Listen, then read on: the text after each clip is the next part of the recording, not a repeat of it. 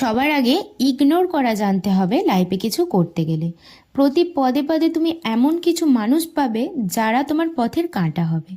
তাদের থেকেও ভয়ানক মানুষ আছে যারা তোমার আশেপাশেই থাকবে, ভালোর মুখোশ পরে তোমার সুখে দুঃখে উপস্থিত থাকবে, আর তুমি বুঝতেও পারবে না তোমার দুঃখের কারণটি সেই বিশ্বাস করা মানুষটি।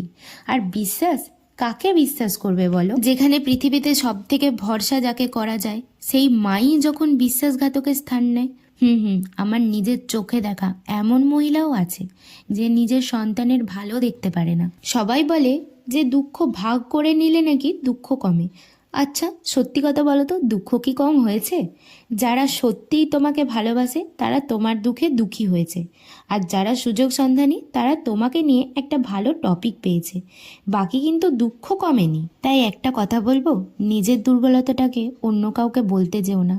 রাত্রে দরজা বন্ধ করে যত ইচ্ছা কাঁদো, কিন্তু সকালে উঠলে যেন সবাই তোমার হাসি মুখটাই দেখে। নিজের প্রবলেমটাকে নিজেই সলভ করো, দেখবে তাতেই অনেকটা দুঃখ তোমার কম হয়ে গেছে। আজকের লুকটায় আমাকে কেমন লাগছে অবশ্যই কমেন্ট করে জানিও। বাই, দেখা হবে আবার পরের ভিডিওতে।